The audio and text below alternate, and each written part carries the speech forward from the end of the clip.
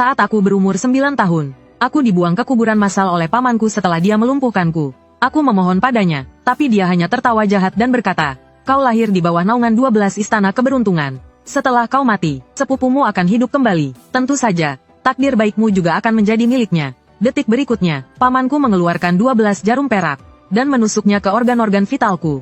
Aku menjerit kesakitan, merasakan tulang-tulangku seperti dibor. Sesuatu yang tak terlukiskan mengalir keluar dariku tanpa henti. Sepupuku tersenyum, seperti baru saja dilahirkan kembali. Akhirnya, aku pingsan seperti anjing. Malam itu, petir menyambar dan guntur menggelegar. Asap hitam keluar dari tanah. Pemandangan yang mengerikan. Pamanku ketakutan dan langsung pergi dengan mobilnya. 8 tahun sebelumnya, orang tuaku bekerja sebagai perampok makam. Mereka selalu pulang dengan harta rampasan. Sampai suatu hari, mereka bertemu dengan seorang peramal yang mengatakan bahwa aku akan menghadapi bahaya maut di usia 9 tahun. Orang tuaku ingin melindungiku dan melewati masa sulit itu. Jadi mereka memutuskan untuk berhenti. Tanpa diduga, keesokan harinya, mayat perempuan tanpa kulit, berlumuran darah, tergantung di pohon di depan rumah kami. Mayat itu ternyata ibuku. Ayahku menghilang tanpa jejak, hidup atau mati, tak ada yang tahu. Dalam semalam, aku menjadi yatim piatu. Pamanku kasihan padaku dan mengadopsiku. Tapi di hari ulang tahunku yang ke-9, pamanku membuatku pingsan dan melakukan ritual pertukaran takdir padaku. Ketika aku bangun, aku melihat seorang kakek tua berhidung merah duduk di samping tempat tidurku. Aku mengenalinya, namanya Qin Liunxi. Dialah peramal yang meramal nasibku dulu. Dia bilang aku akan menjadi orang besar dan membawa keberuntungan bagi keluargaku. Melihatku bangun, Qin Liunxi mengelus dahiku dan berkata, "Nasibmu sangat buruk, demi ibumu. Mulai hari ini, aku akan menerimamu sebagai muridku. Tidak akan ada lagi yang berani mengganggumu." Ku menangis, terseduh-seduh. Setelah itu, aku menjadi murid Qin Liunxi. Tapi dia tidak mengizinkanku memanggilnya guru. Aku hanya boleh memanggilnya Qin Fuzi. Selama belajar dengannya, aku semakin bingung. Dia seorang peramal, tapi dia mengajariku hal-hal yang tidak berhubungan dengan ramalan. Menebang pohon, menggergaji kayu, membuat peti mati, membuat bubur kertas, membuat boneka kertas. Yang lebih parah lagi, dia membawaku menggali kuburan dan mencukur rambut mayat di tengah malam. Awalnya, aku sangat ketakutan sampai wajahku pucat pasi. Celanaku basah. Melihat itu, Qin Liunxi membentakku. "Kau bahkan takut sampai mengompol. Bagaimana kau bisa membalaskan dendam keluargamu nanti?" Mendengar itu, mataku memerah, dan rasa benci membara di hatiku. 10 tahun berlalu begitu saja. Kemampuanku sudah sangat mahir, bahkan membuka usaha jasa pemakaman pun lebih dari cukup. Tapi aku masih bingung dan bertanya pada Paman Qin, "Kenapa kau tidak mengajariku kemampuanmu yang sebenarnya?" Paman Qin dengan wajah polos berkata, "Takdirmu untuk mengeluarkan roh yang telah dirampas. Dan kau juga telah menyerap energi bumi dari 3 hari kehancuran. Aku sudah susah payah mengubah takdirmu. Kau bisa seperti ini sudah cukup bagus." Mendengar itu, aku merasa sedih.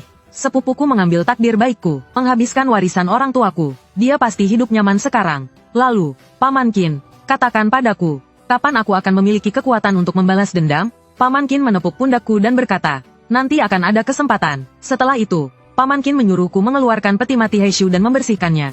Cuci dan lap bersih. 3 tahun lalu, Paman Qin menyuruhku menebang lebih dari 20 pohon willow tua dan menggunakan inti pohon willow untuk membuat peti mati ini. Sifat pohon willow adalah yin. Inti pohon willow memelihara yin. Keesokan paginya, aku terkejut. Aku melihat Paman Qin mengenakan pakaian pemakaman. Kepalanya sedikit tertunduk, tatapannya kosong. Aku bergegas berlutut di depan Paman Qin dan berteriak, "Paman Qin." Paman Qin perlahan mengangkat kepalanya dan berkata dengan lemah, "Ki, waktunya telah tiba." Aku tertegun sejenak, air mata mengalir tanpa sadar. Paman Qin melanjutkan, "Ada beberapa hal yang belum kujelaskan padamu. Sejak hari ketika hidupmu diambil paksa oleh takdir. Kebetulan saat itu adalah kejadian besar sekali dalam 60 tahun. Pada hari itu, roh jahat berkeliaran. Angin membawa wabah besar yang langka. Dan hari itu juga adalah ulang tahunmu. Namun, kamu menjadi seorang yang membawa wabah. Nasib seperti ini dibenci oleh semua orang.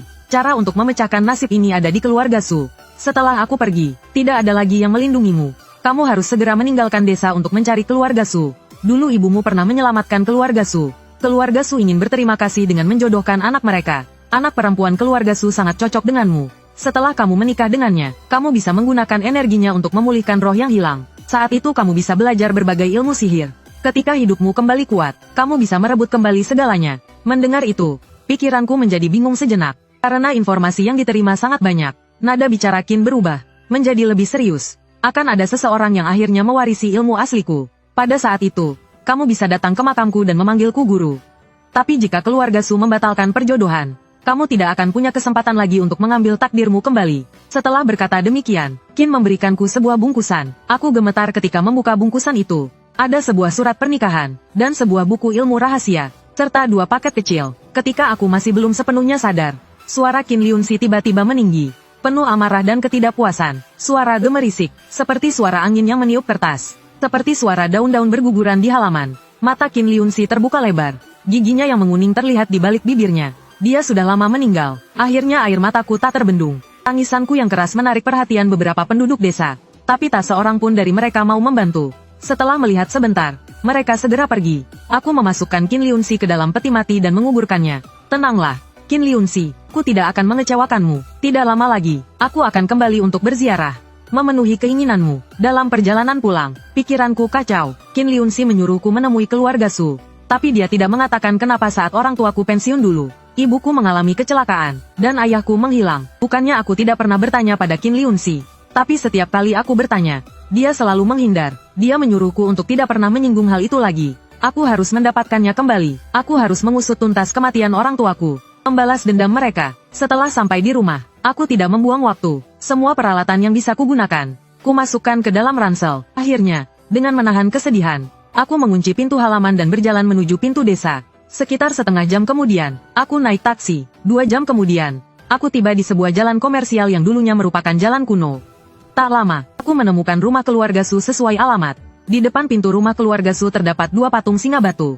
Pintunya berwarna coklat tua. Di papan namanya tertulis rumah Su. Aku pun mengetuk pintu. Tak lama kemudian, pintu terbuka. Seorang satpam bertanya dengan waspada siapa aku. Dengan ramah aku mengatakan namaku Luo Siki. Apakah Paman Su ada di rumah? Tanyaku. Satpam itu menatapku dengan curiga dan berkata, tunggu. Sekitar 2 menit kemudian, sebuah suara penuh semangat terdengar dari dalam. Siki. Kemudian seorang pria parubaya berwajah tegas melangkah keluar dari pintu dengan langkah lebar. Di ruang tamu keluarga Su. Siki, Paman Su pikir Paman tidak akan pernah melihatmu lagi. Kenapa kau tiba-tiba pergi dari rumah dulu? Su Fangnian bertanya dengan bingung di balik kegembiraannya. Aku langsung mengerti. Ini adalah alasan yang diberikan pamanku kepada orang luar. Karena keluarga Su juga ingin mengadopsiku. Mereka pasti akan sangat memperhatikan diriku. Jika pamanku tidak memberikan penjelasan yang masuk akal, mungkin tidak mudah baginya untuk mengambil warisan orang tuaku. Tapi keluarga pamanku tidak sederhana. Aku tidak bisa melibatkan keluarga Su. Jadi aku tidak menjawab pertanyaan Su Fangnian, melainkan berkata, selama beberapa tahun ini aku berlatih dengan Qin Liuzi. Qin Liuzi, mata Su Fangnian berbinar. Dia kembali berkata bagus dengan penuh semangat. Jadi, sekarang kamu sudah mempelajari semua keahliannya? Aku menggelengkan kepala sambil tersenyum pahit dan berkata, hanya belajar mencukur rambut, membuat peti mati dan kertas hantu, mempersiapkan pemakaman, dan hal-hal seperti itu. Su Fangnian menatapku dengan tatapan kecewa yang jelas dan berkata, Qin Liuzi sangat terkenal di kota Jinyang. Dulu, hanya ibumu yang bisa memintanya datang. Keluarga kaya dan berkuasa lainnya menawarkan banyak uang. Tapi Qin Liuzi belum tentu mau datang. Ini sungguh konyol. Kemudian Su Fangnian merasa sedikit kehilangan kendali. Nadanya melunak, dan dia bertanya lagi. Lalu, di mana Qin Liuzi? Pergi kemana? Kamu harus menjelaskannya padaku. Ucapannya belum selesai. Su Fangnian kembali terlihat gelisah. Perasaanku menjadi sedih, dan mataku memerah. Su Fangnian tertegun mendengarnya. Untuk sesaat, suasana di ruang tamu menjadi sangat hening. Aku menarik napas dalam-dalam dan mengganti topik pembicaraan. Paman Su, Qinzi yang menyuruhku mencarimu. Lalu aku mengeluarkan surat perjanjian pernikahan dan memberikannya kepada Su Fangnian. Su Fangnian menerima surat perjanjian pernikahan itu dengan terkejut. Alisnya langsung berkerut, dan dia bertanya, apa Qin Liuzi benar-benar tidak mengajarimu keahlian apapun? Selain perjanjian pernikahan ini, apa dia memberimu sesuatu yang lain?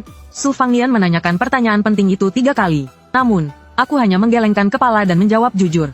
Su Fangnian berdiri dengan tangan di belakang punggung dan berkata, Siki, dulu aku dan bibimu membuat perjanjian pernikahan ini secara impulsif. Tapi sekarang situasinya berbeda. Begini saja, malam ini kamu menginap di sini dulu. Besok, setelah Nuan-Nuan bangun, aku akan menanyakan pendapatnya. Mendengar itu, aku langsung tertegun. Sebelum aku sempat merespon, Su Fangnian menguap dan berkata, Hehe, sudah tua, tidak seperti kalian anak muda. Paman akan naik ke atas untuk istirahat dulu. Setelah Su Fangnian pergi, aku sendirian di ruang tamu.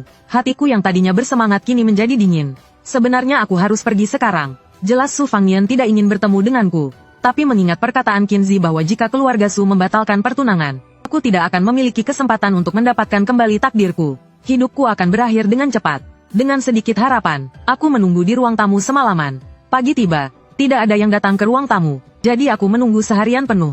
Akhirnya, Seorang gadis masuk ke ruang tamu. Wajahnya cantik, hidungnya mancung, kulitnya halus dan putih, dan matanya yang sipit memancarkan pesona. Sudah seharian, kau belum pergi juga? Sun Wan bertanya dengan nada tegas. Aku berdiri dan hendak bicara. Kau ingin bicara soal perjanjian pernikahan, kan? Aku hendak mengangguk. Sun Wan mengambil secangkir teh dingin dan menyiramkannya ke tubuhku. Teh dingin itu langsung mengalir di wajahku. Keluarga Luo sudah lama hancur. Luo Shiki, kau sungguh berani.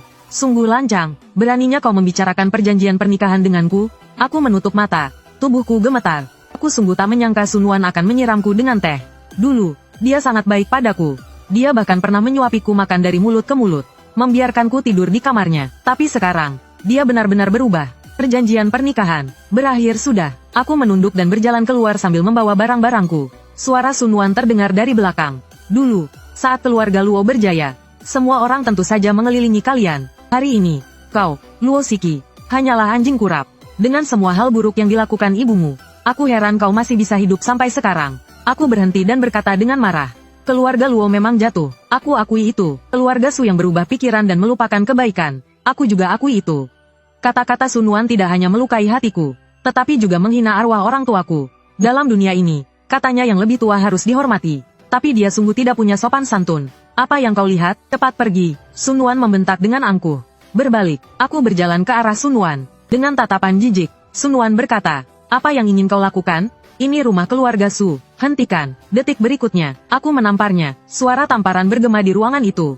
Sun Wan menatapku dengan kosong, seolah-olah tidak mengerti apa yang terjadi. Lalu, air matanya langsung mengalir deras. Kau berani memukulku? Aku mengangkat tanganku lagi. Dia gemetar ketakutan, dan meringkuk di sofa. Tak berani bergerak. Luo Shiki, kurang ajar. Tiba-tiba sesosok pria masuk dengan langkah lebar. Dia berjalan cepat ke sofa dan berkata dengan marah. Sejak kau kecil, aku, Su Fangnian, sudah sangat baik padamu. Aku hanya bilang padamu. Aku menggelengkan kepala dan berkata dengan marah. Aku tidak ikut campur dalam pikiran dan keputusan kalian. Hatiku bergetar saat itu. Dengan bunyi gedebuk, aku berlutut. Air mata mengalir tanpa suara dari sudut mataku. Ibu, Shiki pulang. Aku menangis lama sekali. Hati semakin sedih. Tiba-tiba, angin dingin berhembus dari belakangku.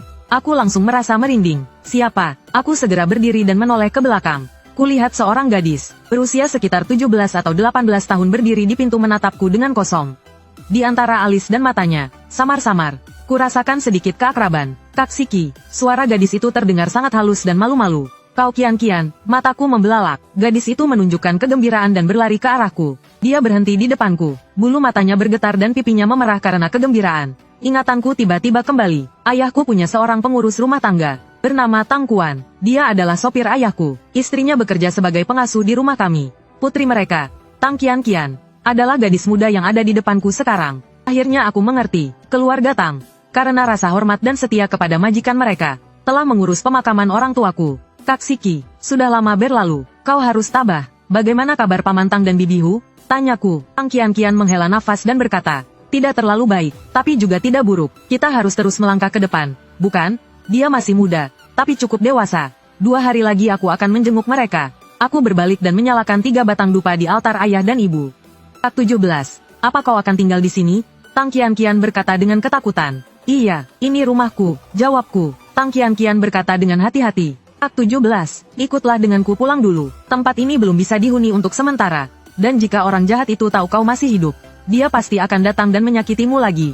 Aku tahu orang jahat yang dia maksud adalah pamanku. Setelah beberapa lama, aku menenangkan diri dan berkata dengan suara serak. Baiklah, aku akan pergi ke rumahmu dulu. Alasan aku pergi untuk sementara adalah karena Tang Qian-Qian mengingatkan hal terpenting, yaitu aku tidak boleh membiarkan pamanku tahu aku masih hidup.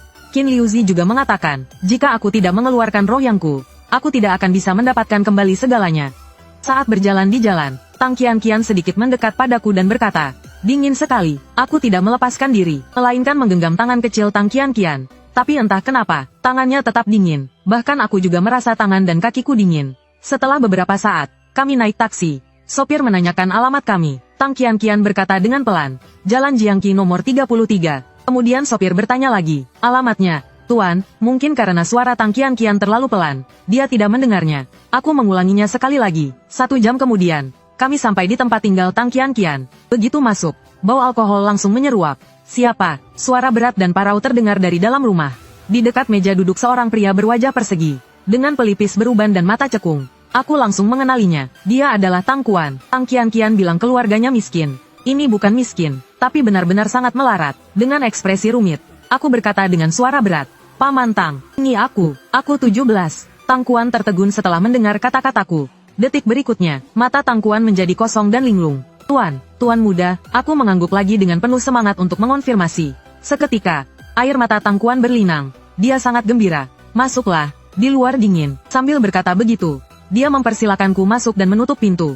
Setelah masuk, aku melihat sekeliling ruangan dan bertanya dengan bingung. Di mana Qian? Mendengar itu, tubuh Tang Kuan menegang. Mata merahnya yang keruh berkaca-kaca dan berkata, Qian tidak beruntung. Dia tidak bisa bertemu Tuan Muda lagi.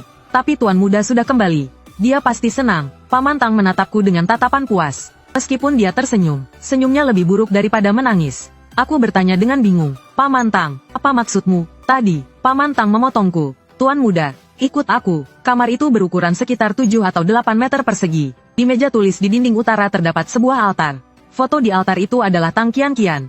Foto Tang Qian terpampang di sana. Aku menatap foto itu dengan puas. Dada terasa sesak seperti tertimpa batu besar. Ini juga menjelaskan mengapa tangannya terasa dingin. Sopir terus bertanya alamatnya, karena dia tidak bisa melihatnya. Dengan suara serak, aku bertanya, mengapa? Dia masih sangat muda. Apa yang sebenarnya terjadi saat itu? Paman Tang menatap foto itu dengan ekspresi kosong dan berkata, aku hanya sampah yang tidak berguna. 9 tahun yang lalu, kakiku dipatahkan oleh pamanmu. Bibihu juga tiba-tiba sakit parah. Untuk membantu keuangan keluarga, Qian dan beberapa teman perempuannya diam-diam bekerja di sebuah KTV. Setelah aku mengetahuinya, aku melaporkannya ke polisi. KTV itu ditutup untuk sementara waktu. Saat itu aku merasa lega dan bersyukur. Tapi tidak lama kemudian, Qian hilang. Beberapa hari kemudian, mayat Qian ditemukan di dasar air. Wajahnya hancur. Paman Tang menduga itu adalah balas dendam. Tapi dia tidak berdaya. Bagaimana dia bisa melawan mereka? Setelah itu, dengan wajah pucat, Paman Tang berkata dengan gemetar. Aku menyesal. Seharusnya aku tidak melaporkannya. Mendengar itu, aku terdiam. Aku melihat sekeliling ruangan lagi. Qian tidak ada di sini. Aku berbalik dan keluar dari kamar. Aku mengeluarkan 2 benda dari tasku. Sebuah gong kecil seukuran telapak tangan. Dan sebuah palu gong yang dibungkus kain kuning. Paman Tang terlihat bingung. Ini, aku tidak menjelaskan. Aku memukul gong. Suara dentuman yang dalam disertai suara gong yang nyaring menembus malam. Tengah malam, semua arwah berserakan. Tengah malam buta, roh pulang ke rumah. Tang Qian, pulanglah. Paman Tang sekarang mengerti semuanya. Dengan suara gemetar, dia berkata, Qian, pulanglah. Ayah dan Tuan Muda menunggumu. Saat berikutnya, kabut semakin tebal. Untuk sesaat, pandanganku agak kabur. Qian kembali. Tang Kuan menjadi gembira. Pupil mataku mengecil, menatap kabut tebal. Memang ada bayangan di sana, tapi bayangan itu tinggi dan ramping. Meskipun tidak terlihat jelas, itu sama sekali tidak mirip Tang Qian. Detik berikutnya, aku segera menarik Tang Kuan ke dalam rumah, dan membanting pintu. Saat itu, suara jernih datang dari luar pintu. Tuan Muda, bukakan pintunya. Ini Qian, aku pulang. Tang Kuan berlinang air mata dan hendak membuka pintu. Aku menahan bahunya dan berkata, bukan Qian. Mana mungkin Tang Qian memanggilku Tuan Muda? Tenang, Paman Tang. Mana mungkin Tang Qian memanggilku Tuan Muda? Tenang, Paman Tang. Dari kecil sampai sekarang. Tenang, Paman Tang. Tenang, Paman Tang. Dia selalu memanggilku kakak 17. Tenang, Paman Tang. Tenang, Paman Tang. Tapi Tang Kuan tidak peduli. Tenang, Paman Tang. Tenang, Paman Tang. Dia melepaskan tanganku dan membuka pintu. Tenang, Paman Tang. Tenang, Paman Tang. Detik berikutnya, tenang, Paman Tang. Tenang, Paman Tang. Seorang wanita bertelanjang kaki berdiri diam di depan pintu. Tenang, Paman Tang. Tenang, Paman Tang. Kedua lengannya menyilang di dada. Tenang, Paman Tang. Tenang, Paman Tang. Tapi lehernya kosong. Tenang, Paman Tang. Tenang, Paman Tang. Aku berteriak ketakutan. Tenang, Paman Tang. Tenang, Paman Tang. Ini bukan Tang Qian. Tenang, Paman Tang. Tenang, Paman Tang. Ini wanita tanpa kepala yang tenang, Paman Tang. Tenang, Paman Tang. Berpura-pura menjadi Qinzi untuk menipuku saat aku meninggalkan desa. Tenang, Paman Tang. Tenang, Paman Tang. Detik berikutnya, tenang, Paman Tang. Tenang, Paman Tang. Suara tawa mengerikan datang dari perutnya. Tenang, Paman Tang. Tenang, Paman Tang. Seolah tertawa sekaligus menangis. Sangat menakutkan. Tenang, Paman Tang. Tenang, Paman Tang. Melihat itu, Tang Kuan langsung pingsan. Tenang, Paman Tang. Tenang, Paman Tang. Saat itu, tenang, Paman Tang. Tenang, Paman Tang. Wanita tanpa kepala itu tiba-tiba mengulurkan tangannya untuk mencekikku. Tenang, Paman Tang. Tenang, Paman Tang. Ketakutan. Aku segera menggigit lidahku. Tenang, Paman Tang. Tenang, Paman Tang. dan menyemburkan darah. Tenang, Paman Tang, tenang, Paman Tang. Lalu, aku memukul gong dengan keras. Tenang, Paman Tang, tenang, Paman Tang. Suara gong yang memekakkan telinga bergema. Tenang, Paman Tang, tenang, Paman Tang. Darah dari lidahku mengenai tubuhnya. Tenang, Paman Tang, tenang, Paman Tang. Angin dingin bertiup. Tenang, Paman Tang, tenang, Paman Tang. Kabut tebal menelannya. Tenang, Paman Tang, tenang, Paman Tang. Detik berikutnya. Tenang, Paman Tang, tenang, Paman Tang. Angin berhenti. Kabut menghilang. Dan semuanya menjadi tenang. Tenang, Paman Tang, tenang, Paman Tang. Wanita tanpa kepala itu lenyap. Tenang, Paman Tang, tenang, Paman Tang. Makhluk ini pastilah yang dimaksud Qin Liuzi. Tenang, Paman Tang. Tenang, Paman Tang. Bahwa jika keluarga Su mengingkari janji. Tenang, Paman Tang, tenang, Paman Tang. Nyawaku akan terancam. Tenang, Paman Tang, tenang, Paman Tang. Karena bahaya yang menghantuiku. Tenang, Paman Tang, tenang, Paman Tang. Tidak bisa dihindari hanya dengan mengganti nama. Tenang, Paman Tang, tenang, Paman Tang. Setelah menarik napas dalam-dalam beberapa kali, aku sedikit tenang. Tenang, Paman Tang, tenang, Paman Tang. Aku membantu Tang Kuan yang pingsan ke kursi. Tenang, Paman Tang, tenang, Paman Tang. Dan menekan titik di bawah hidungnya. Tenang, Paman Tang, tenang, Paman Tang. Tang Kuan tersentak dan terbangun sambil berteriak. Tenang, Paman Tang, tenang, Paman Tang. Tenang, Paman Tang, tenang, Paman Tang. Dia mengayunkan tangannya dengan liar. Tenang, Paman Tang, tenang, Paman Tang. Aku segera menahan pergelangan tangannya dan berkata dengan tegas. Tenang, Paman Tang, tenang, Paman Tang. Dia sudah pergi. Kian mana? Tang Kuan menatapku dengan linglung dan bergumam. Kian tidak kembali. Dia tidak mau bertemu kita sekarang. Aku melepaskan tangannya dengan perasaan campur aduk dan berkata.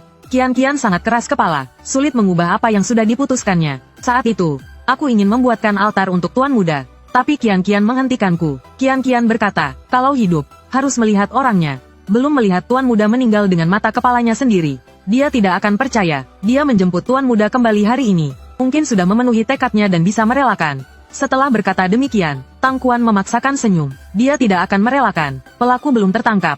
Bagaimana mungkin dia merelakan? Aku berkata pelan. Tuan Muda, sebelumnya kau ingin. Tapi Kian dia. Bisakah kita memanggilnya sekali lagi? Tang Kuan berkata dengan suara gemetar. Meskipun Tang Kuan terlihat bodoh. Tapi bagaimana mungkin kepala pelayan keluarga Luo bodoh? Aku menggeleng dan bergumam pelan. Tidak bisa lagi. Sepertinya dia hanya ingin aku menjauh dari bahaya. Tidak ingin aku terlibat dalam urusannya. Gadis ini terlalu bodoh. Saat itu, rasa pusing kembali menyerangku. Tubuhku tiba-tiba terasa dingin. Racun di lidahku bukanlah racun biasa, melainkan Ziyangsa. Hanya orang yang memiliki Yang Sen atau takdir Yin yang memiliki Ziyangsa. Karena yang ekstrim akan menjadi Ziyang. Dan Yin yang ekstrim juga akan menjadi Ziyang. Paman Tang, kau istirahatlah. Besok, antarkan aku ke KTV itu. Malam ini aku akan tidur di kamar Kian. Kataku. Keesokan paginya, Tang Kuan memberi isyarat mempersilakan. Tuan Muda, silakan coba. Apakah rasanya seperti di rumah dulu? Kata Tang Kuan dengan hormat. Paman Tang, keluarga Luo sudah tidak ada. Panggil saja aku 17. Kataku sambil menarik napas. Tuan Muda, aku sudah makan. Keluarga Luo akan selalu ada. Anda pasti bisa membangkitkannya kembali. Tang Kuan berkata dengan penuh keyakinan dan bersemangat. 1 jam kemudian, aku dan Tang Kuan tiba di sebuah jalan kuno. Di pinggir jalan ada gedung 4 lantai. Dinding luarnya berwarna putih bersih dengan beberapa karakter besar berwarna emas. Feng Han Xuan, aku membeli nasi goreng lagi. Menancapkan sumpit di tengahnya, dan menyuruh Tang Kuan membawanya sambil mengikutiku. Setelah itu, aku berjalan menuju pintu masuk. Aku berjalan langsung ke meja resepsionis dan berhenti. Saat itu, seorang pria berjas, dengan tatapan jijik, tidak sabar, dan marah berkata, gelandangan, masih mau memeras kami, ya? Hehe, bahkan membawa teman. Kali ini, kami tidak akan hanya memanggil polisi untuk mengusirmu. Pria berjas itu berkata kepada beberapa resepsionis lainnya. Seret mereka ke gang samping. Jangan terlalu berisik, buat mereka terbaring di rumah sakit selama beberapa bulan. Beberapa dari mereka memutar leher atau mengepalkan tangan. Suara retakan kecil dari kepalan tangan mereka mengelilingi kami berdua. Saat ini, Tang Kuan berkeringat deras. Tangannya yang memegang nasi goreng dengan sumpit terus gemetar. Saatnya, aku bergerak. Saat pria berjas itu lengah, aku dengan cepat mengulurkan kedua tanganku untuk meraih lehernya. Punggung tanganku menyentak, tepat mengenai jakunnya. Pria berjas itu dengan cepat mundur. Sepertinya dia tidak menyangka aku berani menyerang duluan. Dengan marah dia berkata, seret dia pergi. Detik berikutnya, pria berjas itu merintih kesakitan sambil memegangi tenggorokannya. Dia langsung ambruk ke tanah. Kelima pria itu dengan ganas menyerangku dengan kepalan tangan seukuran karung pasir. Atau mengangkat kaki dan menendang. Aku meraih lengan kanan Tang Kuan. dan mengangkat tongkatku. Berbagai gerakan dilakukan sekaligus. Kelima pria itu jatuh ke tanah. Beberapa memegangi perut, beberapa memegangi kaki mereka. Jeritan mereka seperti babi. Tangkuan hanya sedikit terhuyung. Setelah tertegun sejenak, matanya menunjukkan kegembiraan yang tak terlukiskan. Aku mengeluarkan foto dari sakuku dan menatap keenam pria itu. Pernah melihatnya? Tanyaku dengan marah. Mata keenam pria itu penuh ketakutan. Kalian hanya dibayar untuk melakukan ini. Tidak perlu mempertaruhkan tangan dan kaki atau nyawa kalian. Katakan padaku, siapa yang menyakitinya? Melihat tidak ada yang menjawab, aku mengerutkan kening. Aku mengeluarkan 3 boneka kertas yang telah kulipat sebelumnya dari saku. Aku melemparkan boneka kertas itu ke pintu Feng Hansuan. Tiba-tiba angin dingin berhembus melalui aula. Keenam pria itu tanpa sadar menggigil di lantai. Detik berikutnya, ketiga boneka kertas itu berdiri tegak di lantai. Cahaya lampu di lantai 1 terpantul di boneka kertas itu. 3 pasang mata hitam tiba-tiba menjadi hidup. Pada saat ini, pria berjas berwajah kurus itu bangkit dan berlari ke atas. Saat berlari, dia menginjak salah satu boneka kertas. Dia dengan ganas menginjaknya sekali sebelum berbalik dan mengumpat. Berani kau naik ke atas. Setelah dia selesai berbicara, boneka kertas yang diinjak menjadi rata. Kertas kuning bersih itu menjadi kusut dan kotor. Namun, ada aura hitam yang samar di sekitarnya. Aku melewati boneka kertas itu, dan berjalan menuju tangga. Saat ini, Tangkuan yang ketakutan juga mengikutiku. Sekarang, ketakutan di matanya telah hilang sepenuhnya. Hanya menyisakan kegembiraan dan semangat. Di lantai atas, di dalam ruang pribadi, seorang pria parubaya gemuk duduk di belakang meja teh. Dia menuangkan 2 cangkir teh dan memberi isyarat agar aku dan Tangkuan duduk. Saat ini, Tangkuan tidak bergerak, tapi matanya semakin merah. Aku menggelengkan kepala dan berkata, maaf, aku tidak minum teh. Lebih baik kita bicarakan masalah ini. Pria parubaya itu melirik foto yang kupegang. Dia tertawa kecil dan berkata, gadis ini, Tang Qianqian, kan? Aku ingat dia, gadis kecil yang pekerja keras. Beberapa bulan lalu, kami mempekerjakannya di sini. Putraku yang tidak berguna dan beberapa orang jahat melakukan hal yang tidak benar. Tapi setelah pria tua ini melapor ke polisi, kami dihukum. Aku juga memberi pelajaran pada anakku itu. Tapi tentang kematiannya, Feng Hansuan benar-benar tidak tahu. Kami tidak berani main-main dengan nyawa orang. Pria parubaya itu mengangkat cangkir tehnya dan menyentuhkannya ke cangkirku. Dengan senyum di wajahnya, dia berkata, tapi aku bisa memberikan sejumlah uang sebagai kompensasi atas kejadian sebelumnya. Aku, Yu Feng, berjanji akan menggunakan semua koneksiku untuk membantu kalian menemukan pelakunya secepatnya. Bagaimana? Orang yang membalas dendam pada Qianqian adalah putramu, kan? Menemukan pelaku secepatnya. Maksudmu mencari kambing hitam, kan? Kataku dengan tenang. Tangan Yu Feng menegang di udara. Senyum di wajahnya memudar. Dia berkata dengan tidak senang. Aku tidak mengerti apa maksudmu. Kau punya waktu 3 menit untuk mempertimbangkannya. Suaraku tetap tenang. Kematian Qianqian bukanlah sesuatu yang direncanakan dengan matang. Dari penjelasan Tangkuan, dia tidak punya musuh, kecuali putra manajer yang memaksanya bekerja di Feng Hansuan. Sejak kejadian itu, Qianqian menghilang. Secara resmi, orang yang dituduh oleh Qianqian telah ditangkap. Tetapi pada kenyataannya, pihak yang paling dirugikan tetaplah Feng Hansuan. Detik berikutnya, Yu Feng tiba-tiba mengendurkan kerutan di dahinya dan berkata, saat aku baru memulai, aku juga berpikir, bahwa karena aku bisa berkelahi, aku pasti bisa sukses. Tapi sekarang zaman sudah berbeda. Bahkan jika putraku berdiri di hadapanmu, apa kau pikir kau benar-benar bisa membunuhnya? Sambil berbicara, Yu Feng menyatukan kedua jarinya, menirukan gerakan menembak ke arah kepalanya sendiri. Namun saat itu, suara nyaring memotong ucapan Yu Feng. Terlihat Tangkuan mencabut pisau tajam yang diasahnya hingga mengkilap. Bilah pisaunya setipis sayap capung. Matanya merah penuh amarah. Dia berteriak, suruh dia keluar kalau berani.